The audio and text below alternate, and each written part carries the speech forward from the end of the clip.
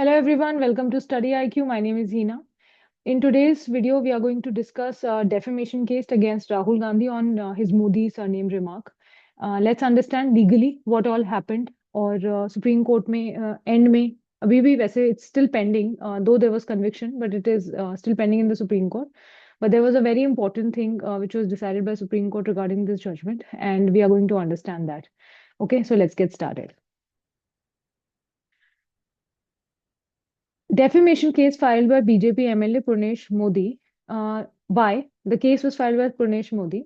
There was a remark made by Rahul Gandhi during a 2019 election rally in Kolar, Karnataka. जो remark था वो था why do all thieves, be it Nirav Modi, Lalit Modi और Narendra Modi, have Modi in their surnames. So ये remark था जिसको लेकर उनके अगेंस्ट डेफेमेशन का केस फाइल हुआ है under section 499 of Indian penal code. Okay, ये बीजेपी के एमएलए हैं पुर्णेश मोदी, उन्होंने ये केस फाइल किया था. और जो सेक्शन हैं वो सेक्शन 499 और 500 है इंडियन पीनल कोड के. अभी आपको ये लग रहा होगा कि भाई नरेंद्र मोदी जी ने तो फाइल नहीं किया है, पुर्णेश मोदी क्यों इसको फाइल कर रहे हैं. तो उन्होंने ये आर्ग्यूमेंट दिया था कि आइडेंटिफाइबल पर्सन्स एक कैटेगरी होती है कि जब आप किसी एक पर्टिकुलर इंडिविजुअल के अगेंस्ट नहीं, बट कुछ ऐसे एक ग्रुप के अगेंस्ट रिमार्क पास करते हैं जिससे उस ग्रुप की जितने लोग हैं आइडेंटिफिएबल पर्सन्स हैं उनकी रेपुटेशन लोअर होती है. So on that ground he filed case against Rahul Gandhi 499 defamation का. और जिसमें जो टाइमलाइन है वो अब ये है कि अप्रैल 2019 में the case was filed and then in October 2019 Rahul Gandhi pleads not guilty in Surat court. तो जो केस था वो सूरत में चल रहा था. मार्च 2023 को Rahul Gandhi was convicted and sentence to 2 years imprisonment. अभी यहाँ से जो सिचुएशन है वो शुरू होती है. देखिए, जो डेफेमेशन केस था उसकी हियरिंग में हम अभी नहीं जा रहे हैं कि क्यों सूरत कोर्ट ने कन्विक्शन दिया. We are not getting into that. We are getting into after what happened when the conviction was given.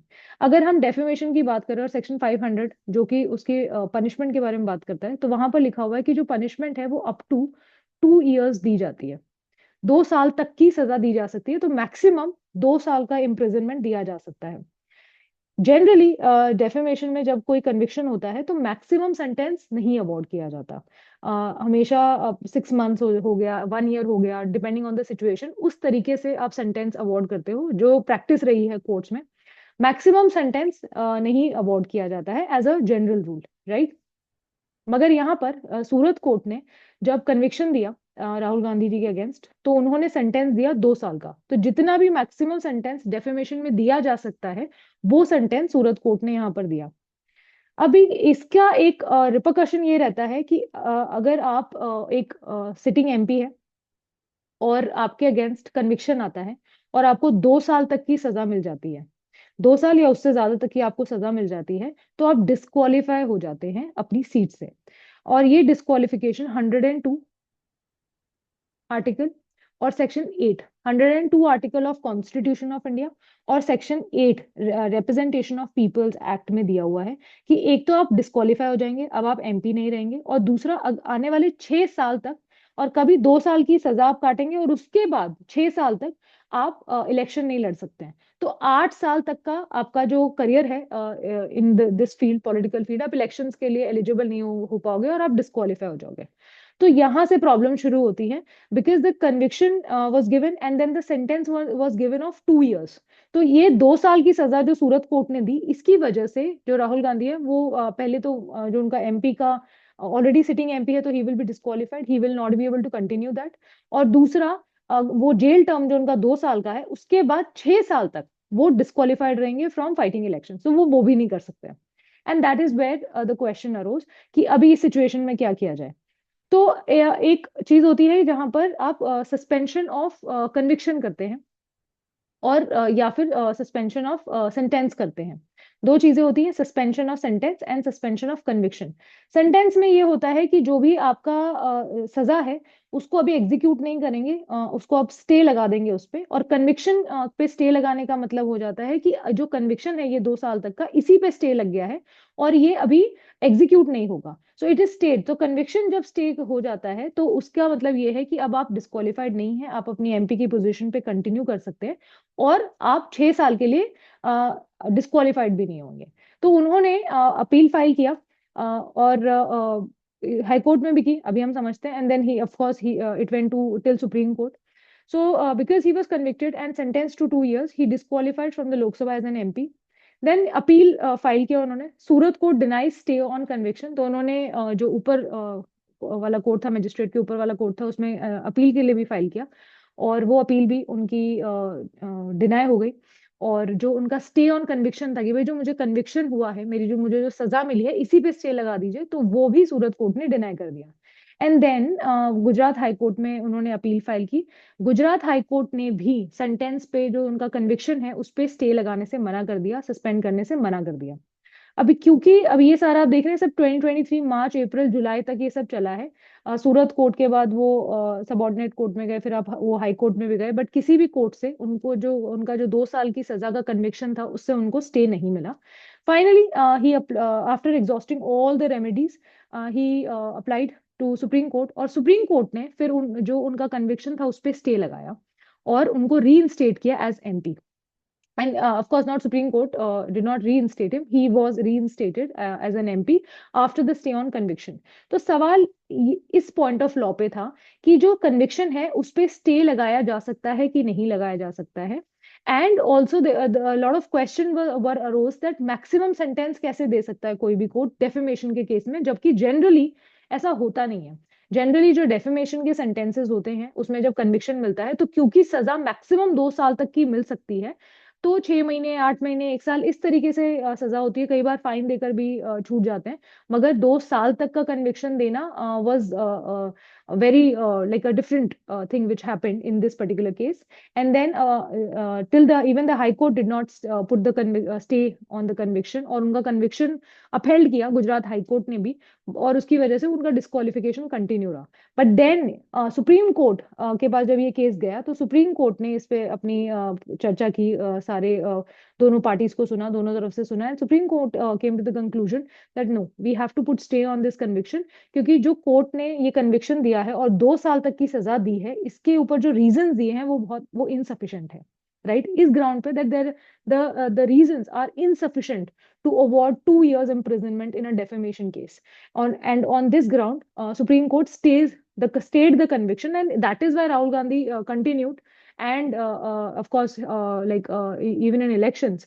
Otherwise अगर हम आर्टिकल 102 कॉन्स्टिट्यूशन ऑफ इंडिया की बात करें, सेक्शन 8 की बात करें, तो वहां पर ये साफ साफ लिखा है कि आप डिस्क्वालीफाई हो जाओगे अगर आपको 2 साल या उससे ज्यादा की सजा मिली है और आप अगले आने वाले 6 साल तक इलेक्शंस भी नहीं लड़ सकते। तो उनका जो लॉयर थे सिंघवी सर, उन्होंने यही बोला भी था कि अगर सुप्रीम कोर्ट में कि अगर हमने स्टे नहीं लगाया कन्विक्शन में तो उनका जो करियर है वो 8 साल पीछे चला जाएगा, क्योंकि 2 साल उनका जेल टर्म है and then another 6 years in which he'll be disqualified from standing in elections. And that was then Supreme Court of course analyzed the judgment of the lower court और उन्होंने देखा कि जो सेंटेंस देने के रीजंस हैं वो इनसफिशिएंट है। And because of that Supreme Court stayed the conviction, and because of the stay he was reinstated as MP. So prosecution का क्लेम था कि जो स्टेटमेंट है defamed individuals with the surname Modi and impacted the reputation of the Modi community. तो prosecution का यही कहना था कि एक आइडेंटिफिएबल पर्सन हैं और उनकी उस ग्रुप में आने की वजह से जितने भी लोग हैं जिनका सरनेम मोदी है, they are all being targeted and their reputation has been hampered and it was defamatory to all of them. So that was the prosecution's claim. Defence का आर्गुमेंट था कि जो स्टेटमेंट है वो was political criticism and it was not targeted as defamation, that the intention was never to defame and it was just political criticism and it was made in a flow and it was not like intended. Also, the defense also showed consideration regarding freedom of speech. कि we have freedom of speech and political rallies में जो opposition parties होती हैं एक दूसरे के against statements बोलती हैं, और उसको अगर डेफेमेशन का नाम दे देंगे और ऐसे सूट आने शुरू हो जाएंगे, केसेस फाइल हो जाएंगे, तो फिर it will create lot of problem. और जो प्रमोशंस हैं और जो रैलीज हैं उनमें फिर प्रॉब्लम्स हो सकती हैं, फिर कुछ भी स्मूथली नहीं होगा। Lack of direct evidence showing harm to complainant's reputation. तो डिफेंस ने ये भी आर्ग्यूमेंट लिया कि भाई जो बोला गया है वो मोदी, अगर जिनके नाम भी लिए गए हैं वो कंप्लेनेंट है भी नहीं, complainant is somebody else only just because he shares the same surname. तो वो आके कह रहे हैं कि मेरी रेपुटेशन भी हार्म हुई है, this is not something which should be like acceptable, because अगर डेफेमेटरी है भी तो it should be the complaint should be filed by those people whose name has been taken। सिर्फ आपका सरनेम किसी के साथ सेम है और इसी ग्राउंड पे आप कह दें कि आपकी रेपुटेशन भी खराब हो गई है और इस पे आप अपना कॉज ऑफ एक्शन ढूंढ के आप यहाँ पर केस फाइल कर रहे हैं, तो इसको भी डिफेंस ने आर्ग्यू किया कि there is no direct evidence, there is no evidence to show कि जो कंप्लेनेंट है उसकी स्पेसिफिकली रेपुटेशन हार्म हुई है। Right, so these are some of the arguments. Supreme court ने इसीलिए जब राहुल गांधी को कहीं से भी रिलीफ नहीं मिला और उनका जो कन्विक्शन था वो अपहेल्ड किया even by the Gujarat high court, which was again lord was talked about at the time, then supreme court stayed Rahul Gandhi conviction. And उन्होंने ये भी बोला कि जो रिमार्क्स हैं वो इनसफिशिएंट है, insufficient justification for the conviction, कि जो उनका कन्विक्शन किया गया, एक तो कन्विक्शन किया गया उसके ऊपर 2 साल की जो उनको सजा दी गई है उसके जो रीजंस है वो इनसफिशिएंट है और lower court has lagged somewhere, और उन्होंने इस चीज को क्रिटिसाइज किया। Rahul Gandhi resumes duty as member of parliament, eligible to contest in future elections because of stay on conviction। तो conviction उनका stay कर दिया गया है क्योंकि जो अपील आई है सुप्रीम कोर्ट में उसमें और भी बहुत सारी चीजें हैं जिनको कंसिडर किया जाएगा। So the appeal is not dismissed और is not completely over in the supreme court. जो केस है उसमें से सिर्फ अभी जो कन्विक्शन है उस पे स्टे लगा दिया कि आप अपना काम कंटिन्यू रखें, appeal is still pending in the supreme court because there are other legal issues which the supreme court has to deal with. और उनमें की अभी वही जो एविडेंसेस लिए गए हैं and how the lower judiciary came to the conclusion that it was defamation and conviction was given. Right, तो बहुत सारे और भी लीगल इश्यूज हैं which the supreme court will decide with time. लेकिन एक जो इशू कोर्ट ने ऑलरेडी डिसाइड कर दिया वो ये था कि जो कन्विक्शन है उस पर स्टे लगा दिया है। So the conviction is not dismissed, it's not that कि उनका कन्विक्शन को ओवरटर्न करके उनको अक्विट कर दिया गया है, बट जो कन्विक्शन है उस पे स्टे लगा दिया गया है और स्टे लगाने की वजह से वो अपना जो काम है he can continue as as an MP, plus he can stand in elections. Right, so वो फ्यूचर इलेक्शंस कंटेस्ट कर सकते हैं, उनमें अब कोई प्रॉब्लम नहीं आएगी because there is a stay on conviction. तो स्टे ऑन कन्विक्शन का मतलब है ये एग्जीक्यूट नहीं होगा।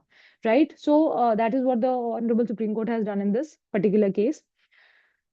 Case highlights tensions between political speech and legal boundaries। Again, ये एक बहुत बड़ा problem है।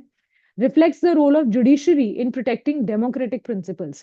So of course, अगर सुप्रीम कोर्ट ने इंटरवीन नहीं किया होता या कन्विक्शन नहीं पे स्टे नहीं लगाया होता तो राहुल गांधी आज डिस्क्वालीफाई होते और उनका जो कन्विक्शन है वो एग्जीक्यूट हो जाता, वो अरेस्ट हो सकते थे और वो जेल में होते और फिर उसके अगले 6 साल तक वो कोई भी इलेक्शन नहीं लड़ पाते, कोई भी इलेक्शन को कंटेस्ट नहीं कर पाते। राइट, करंट स्टेटस ये है, Rahul Gandhi is active as an MP and awaiting further legal developments. तो क्योंकि जो उनका अपील है it is still pending in the supreme court, what the supreme court has done in 2023 that they have put stay on the conviction, but there are other legal issues which the court has to still decide. Right, but stay on conviction भी एक चीज होती है कि जिसमें जो conviction हो गया है उसको अक्विटल नहीं किया है लेकिन उस पर स्टे लगा दिया। तो स्टे का मतलब है कि कन्विक्शन के बाद जो भी कॉन्सिक्वेंसेज होंगी वो अब नहीं होंगी and the person can continue as if the no conviction is done. Right, तो वही यहाँ पर हुआ है कि तो राहुल गांधी को सुप्रीम कोर्ट ने अक्विट नहीं किया है, उनके कन्विक्शन पे स्टे लगा दिया है, बट बिकॉज ऑफ स्टे, क्योंकि वो कन्विक्शन ही स्टे हो गया तो कन्विक्शन के बाद की जो कॉन्सिक्वेंसेज हैं वो भी अब स्टे हो गई हैं, वो भी अब राहुल गांधी पे अप्लाई नहीं होंगे। Right, so this is what happened legally in the Rahul Gandhi's case। I don't want to get into the background that why he made what he made about their political opinions and what actually happened, what was his intention, that information and those opinions you can find on internet। What I try to do is tell you what the facts, what has actually happened and what happens in the judgment and on what grounds the judiciary deals with it। Right, कि जो facts क्या है legal कौन सी provisions involve है, और जो decision आ रहा है उसका एक्चुअल मतलब क्या है। तो मेरा ये कोशिश रहती है कि मैं आपके साथ ये चीजें शेयर करूं, and that's what I have decide did I have done here also. So I hope that you learned something, and I'll of course like if there'll be any update on this case regarding this particular case, कोई और भी issues court decide करता है, I'll keep updating. So thank you so much for watching.